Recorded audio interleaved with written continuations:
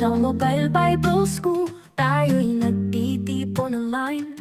Sa tahanan man o saan ka man naroon. The terms inductive and deductive can be used to describe various concepts, such as reasoning methods and study approaches. In a deductive method, one starts with a rule and applies to specific example, while inductive method, one begins with specific example and derives to a general rule.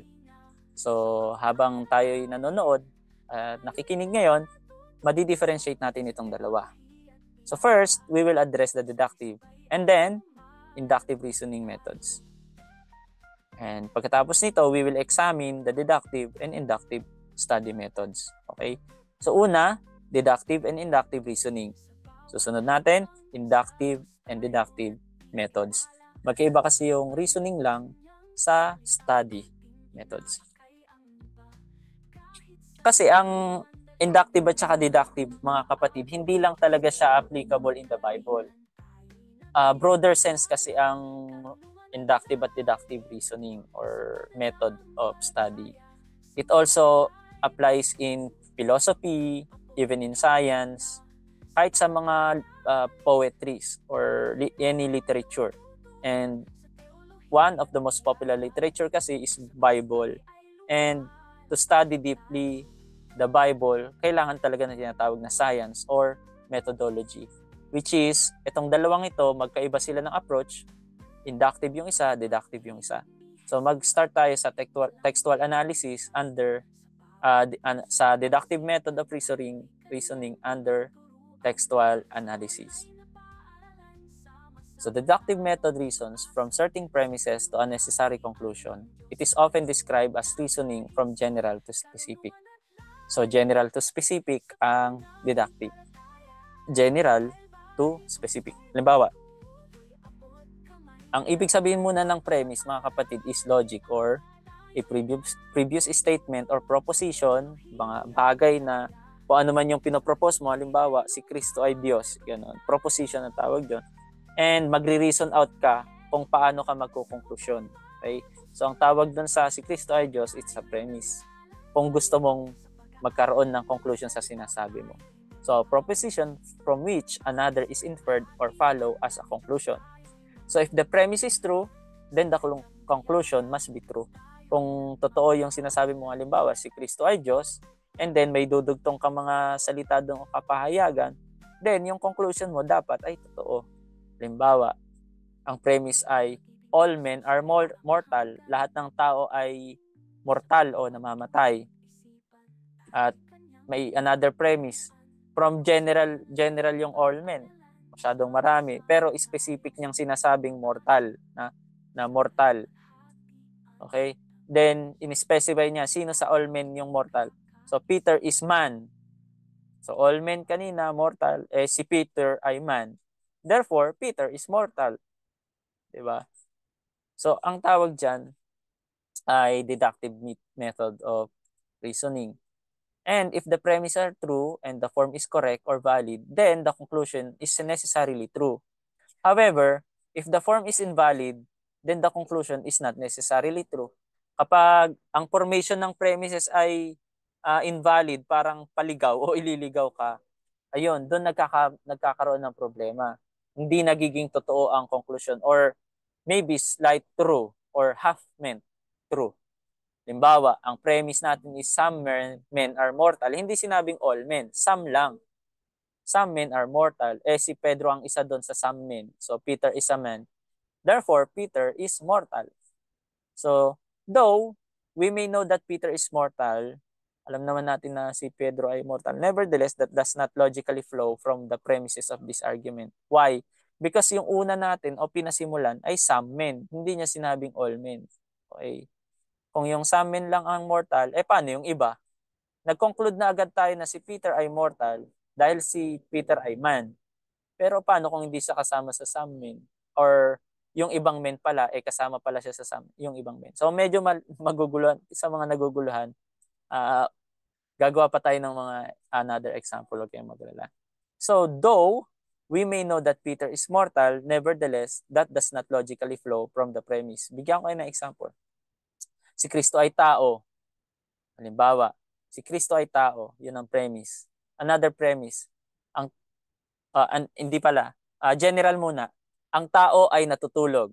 Okay, ang tao ay natutulog. Si Kristo ay natulog. Therefore, si Kristo ay tao. Ang tawag doon is deductive reasoning. Okay? So yung unang premise, tama naman, tama naman, pero nag-conclude siya ng mali. Okay? So meron tayong tinatawag na universal semantic relationship kasi.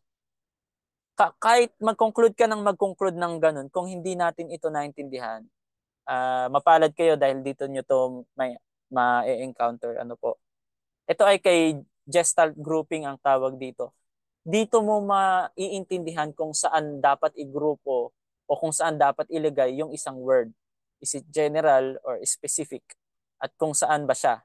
So through this Gestalt grouping, this will provide an example of what universal hermeneutical construction and interpretation must be analyzed. Paano ba tayo mag-analyze ng word? Okay? Paano tayo mag-analyze ng word? So it must be analyzed to identify the relationship of the word study. Ano bang relasyon yan sa pinagtatanggol mo? Halimbawa, yung sinabi mong ang tao ay natutulog, si Kristo ay natulog. Therefore, si Kristo ay tao. Ang kalaban niya, si Kristo ay Diyos. Okay? At kung gagawa tayo ng kalaban nitong premise, ganito, ang Diyos ay tagapagligtas. Si Jesus ay tagapagligtas. Therefore, si Jesus ay Diyos kasi wala nang ibang tagapagligtas maliban ka sa Diyos, di ba? 'Yun ang sabi sa Isaiah. Meron kang isang verse na Bible nakalagay doon, walang ibang there's no savior beside me or there's no God beside me. Di ba? Walang iba ring na tagapagligtas maliban sa kay Yahweh natin. So siya rin si Yahweh. So dito tayo sa Gestalt grouping. So screenshot nyo ito. Kung gusto nyo naman magkaroon ng copy nitong presentation ko mula sa number 1 from first series or first session natin hanggang sa last session. Magkakaroon tayo ng last session. Ito ay pang 7th na. 7th session. In hermeneutics, I targeted this hermeneutics na maging 8 session siya. Kasi gusto ko rin i-focus one time sa tinatawag na cultural differences. Okay? At dito po, papaliwanag ko sa inyo kung paano magkaroon ng or mabigyan ng identity ang isang word. So number 1, strict inclusion. Inclusion na. So X is a kind of Y. Okay, X is a kind of Y. Kung ano yung word na X in connection dun sa word na Y, ang tawag dyan is classification kung kind. Halimbawa, strict inclusion, X is a kind of Y. Seraphim is a kind of angel. So, therefore, seraphim is a classification or one classification of angel. Another X pero ibang word. Cherubim. Cherubim is a kind of angel. Therefore, another classification ng angel is cherubim. So, meron ng dalawa tayong classification ng angels. That's why sa angelology natin, nag-classify tayo ng different angels. Okay? And meron din silang characteristics. So, strict inclusion ang tawag doon. At another term, strict inclusion, yung tinatawag na hell. Pag sinabi mong hell, English yun. Pag sa original translation, pagdating sa Greek, maraming pwedeng pagtukuyan ng hell. Yung tinatawag na Tartarus, hell. Yung tinatawag na Hades, hell din yan. Diba? Sa Old Testament, meron tinatawag na Sheol. Hell din yung Sheol. At meron pa tinatawag na Lake of Fire. Hell na naman yun. So, 4 na sila. Pang-5 na yung salitang hell. Diba? So, gagamit tayo ng spatial, space. X is a place in Y. So, X is a part of Y. So, halimbawa, yung salitang place sa Y. Kukuha ka ng isang mas malaking place at merong yung X ay nandun lang sa loob ng place na yun. Halimbawa, yung sinasabi nila sa mga naniniwala ng tinatawag na Abraham's bosom, na may turo din na sinasabi na yung Abraham's bosom, sa ibang translation, langit ang nakalagay sa Tagalog at dinala si Lazaro sa piling ni Abraham. Yung ibang translation nakalagay doon, dinala si Lazaro ng anghel sa langit.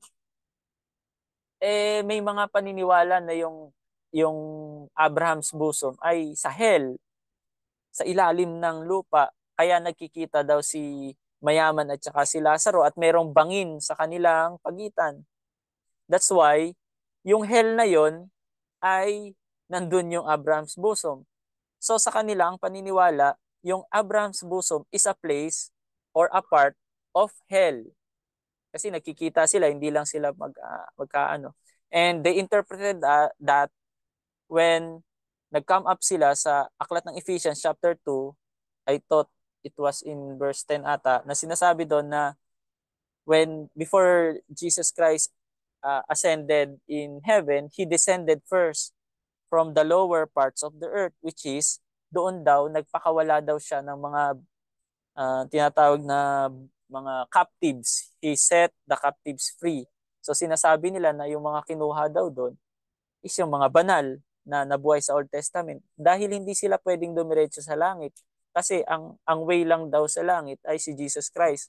That's why paano pupunta si Adam, sila David, sila Abraham sa langit, hindi pa nila kilala si Jesus Christ. And they connected also that into another scripture which is Jesus Christ descended into the lower parts of the earth and preach or pinangaralan niya yung mga tinatawag na spirits in bondage o sinasabi nila na yung spirits na yon ay yun na nga yung mga namatay na mga Old Testament saint and pinakawalan sila dinala sa langit. That's why uh,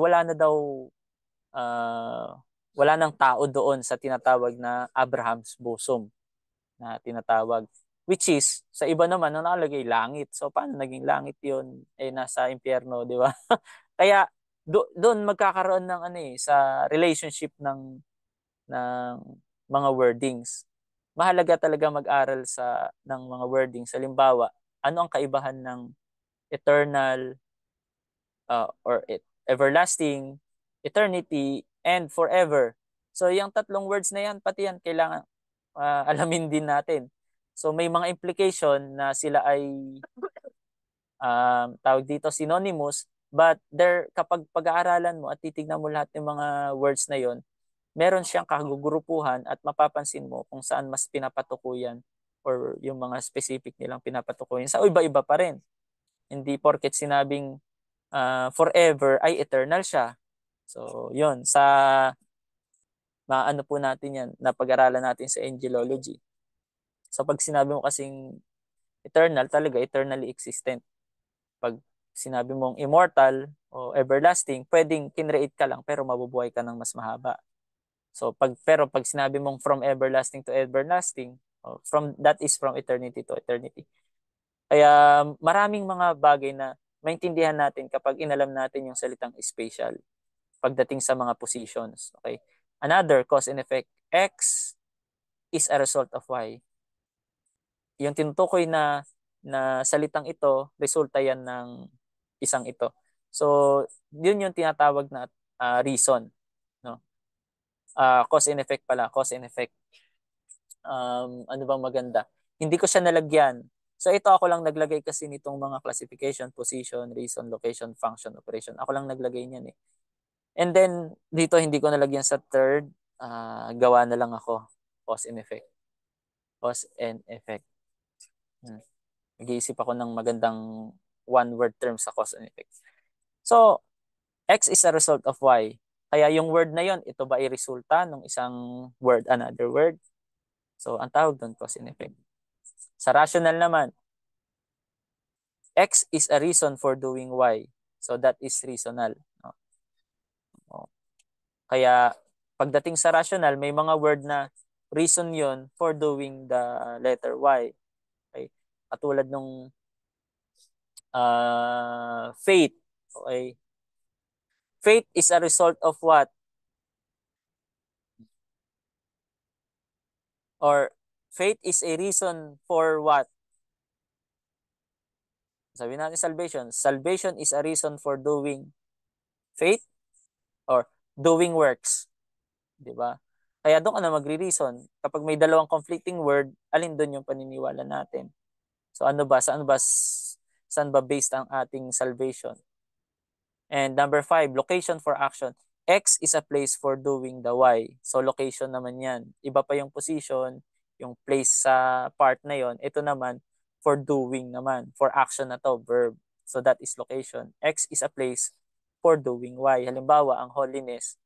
Holiness is a place or ano bang maganda?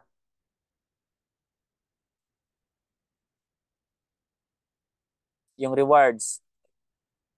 Rewards natin sa langit. So reward is a place for doing good works. Bema judgment. Ayun. Bema judgment is a place for doing good works. Ay, hindi pa rin, di ba? Kasi marami rin nagdudo ng good works na hindi naman maliligtas o pupunta sa Bema judgment. Kaya, dun pa lang, makakapag-isip ka kung alin dito ang pwede mong gamitin. No? So, importante din ito. Itong tinatawag na relationship word study natin by Gestalt grouping. So, dito ka mabibigyan ng mag-exercise ng isip mo. So, is it a function? Function, X is used for Y. X is used for Y. That is function.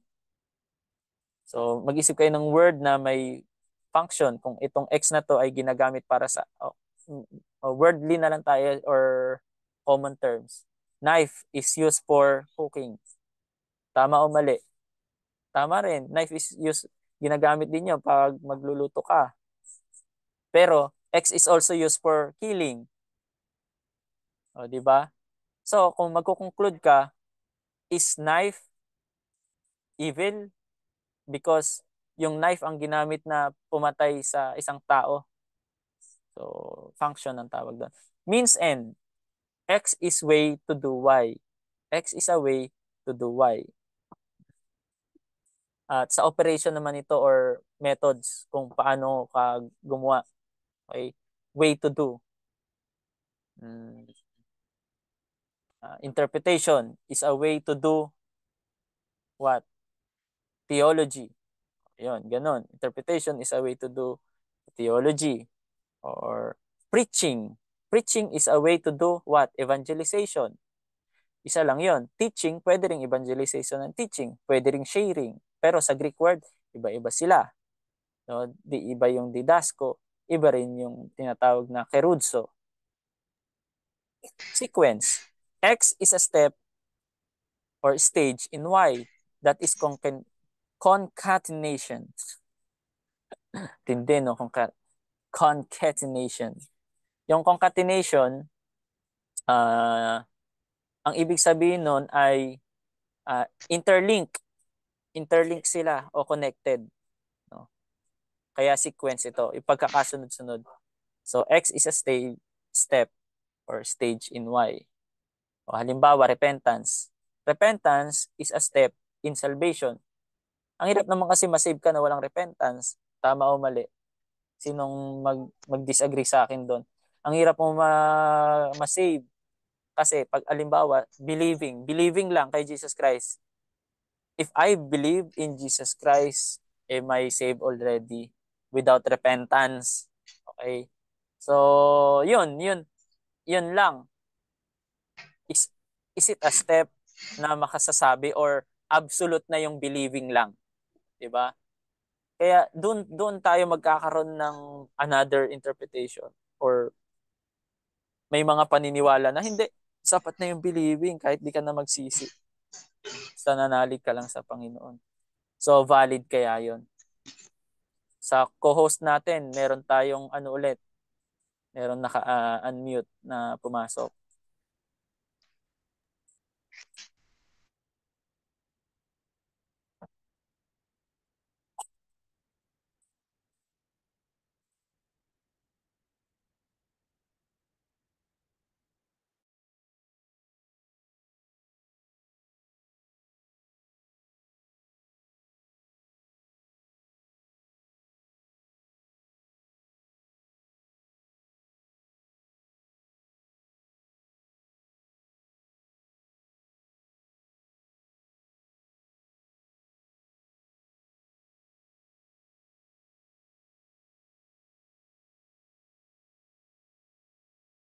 Star, nakamute kayo.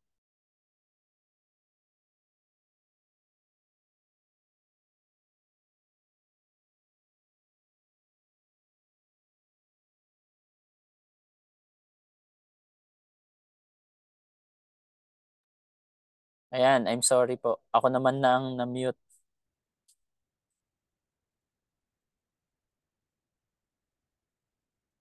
So, next po tayo, sequence.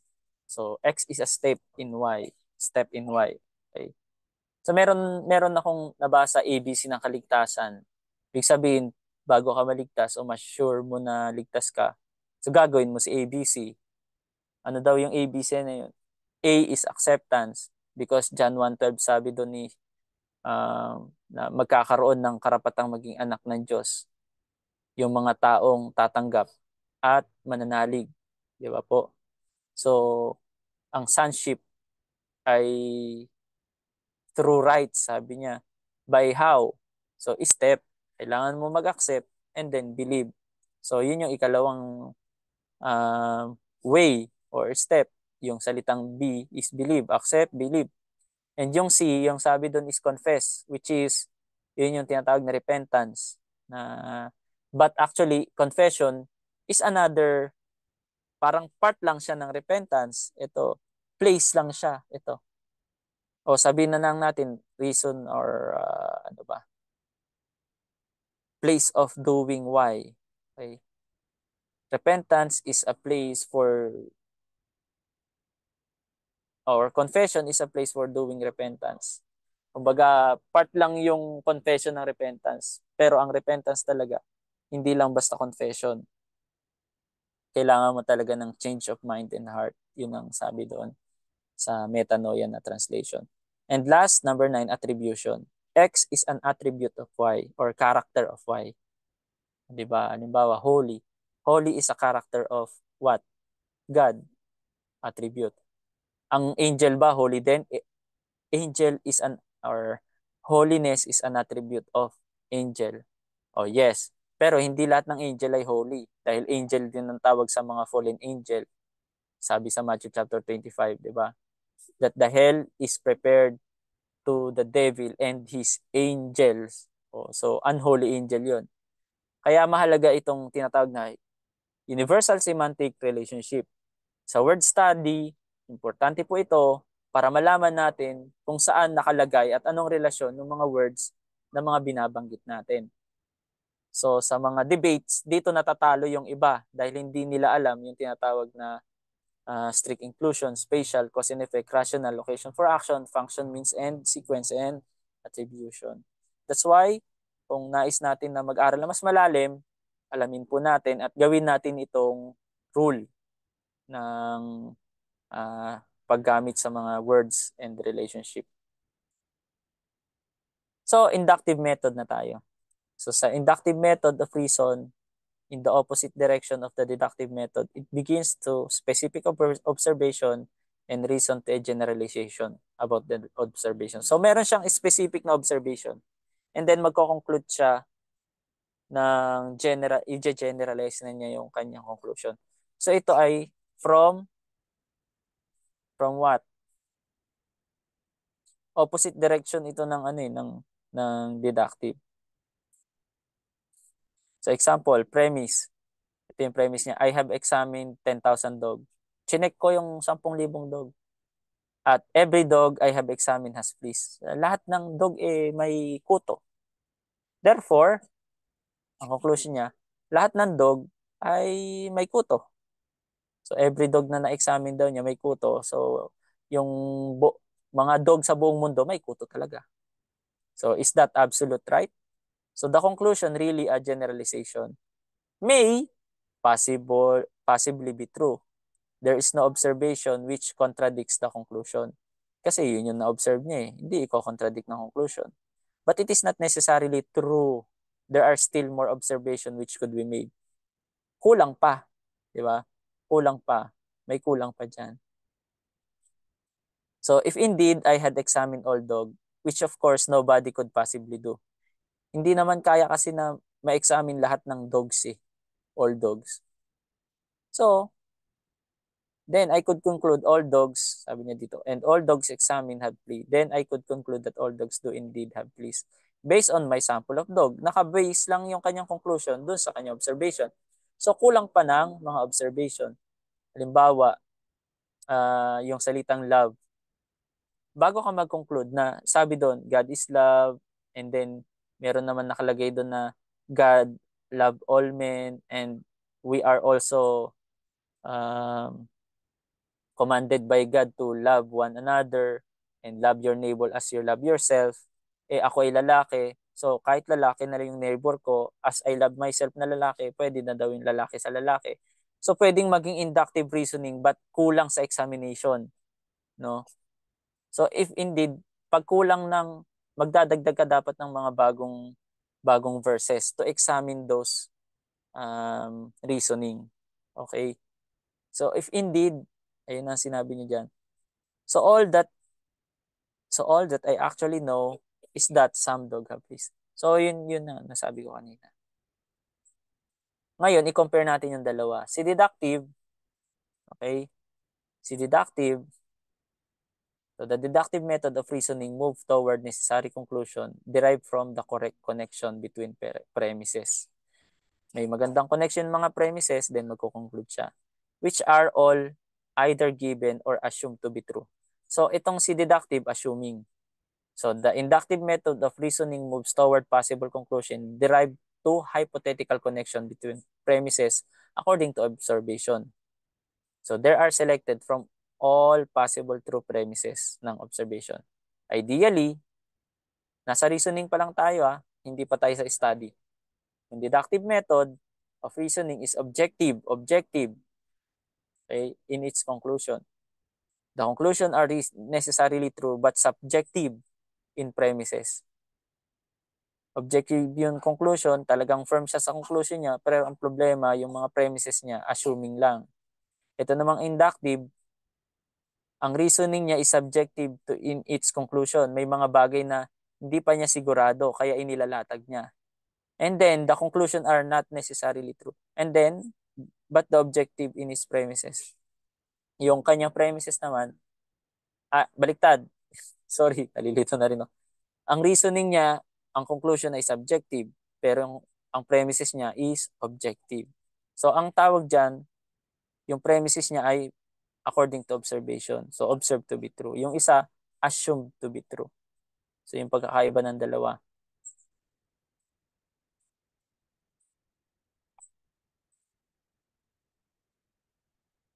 Okay. Sino yung mas sinasabi nating from specific to general and general to specific? Makinig kayo mabuti. So inductive reasoning moves from specific observation to broader generalization. So specific to general. So it involves making generalization based on pattern observed in specific instances. Example, observing that all observed apples are red. Nakita niya lahat. Parang pumunta ako sa Japan, red yung apple doon. Pumunta rin ako sa US, red. Sa Europe, red. And then, ang conclusion niya, all apple are red. So, generalization based in specific observation. Ang deductive reasoning naman, on the other hand, move from general principle or rule to specific conclusion. So, it involves applying established principle or rule to specific cases. For example, knowing that all mammals have lungs. All, nagsimula sa all mammals. Nakita ko parang yung mga mammals ay may lungs. So, general principle siya. So, concluding that a cat, mammal din yung cat So, ini-specify na niya. Di ba mammal din yung nagsabi siya ng koala. So, ang dami pa niyang sinabing mga mammals, mga ibig sabihin ng mammal, may mammary gland, nagpapadede sila. Aso. So, ini-specify na. So, from general to specific conclusion. Therefore, lahat ng mammals may lungs. So, specific conclusion based on a general principle. So, in summary, inductive reasoning goes from what? Specific to general. While deductive reasoning goes from general to specific. Tanong. I-type nyo nga ang sagot.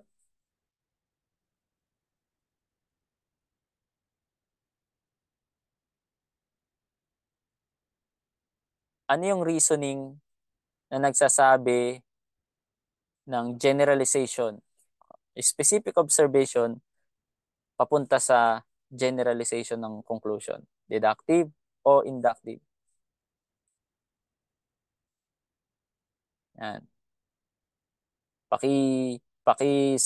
Sagutan. Huwag tayong mahiya. Okay lang magkamali. Hindi naman tayo mapupunta sa impyerno pag nagkamali tayo sumagot. Type natin sa ating comment section. Pati yung mga nandito, check ko lang yung ating mga kasama. Baka natutulog na kaya kailangan nyo mag-type din kayo. Yung mga nasa Zoom natin, o galaw-galaw. Yung number 1 ni Brother Ramir, A. Si Brother Joel, A. Deductive. Ang sagot naman ni Brother Bernard at Sister Mirna, inductive. Okay. Yan. Kayo, sa mga live streamer, live streaming pala, yung ating watcher sa live streaming, ano yung tinatawag na specific observation tapos mag-general siya ng conclusion? Deductive o inductive? Inductive. Sa letter B, bago ko sagutin yung A, number 1 pala, sagot tayo sa number 2 na tanong. What reasoning moves from general principle, ang principle niya general, or rules, and then mag-i-specify siya ng conclusion? Deductive or inductive? So, lagay nyo number 2, A or 2B. A1, AB, number 2, 2A or 2B. Diyan natin malalaman kung yung nakinig ng mabuti. So, ang sagot, anong sagot? Ito yung sagot, nakabaliktad. Answer 1B, inductive. And sa number 2 naman, A ang sagot. A is deductive. Ayun. So, at least may nalaman na akong natuto, di ba? May mga natuto dito dahil congratulations sa mga nakatamang sagot.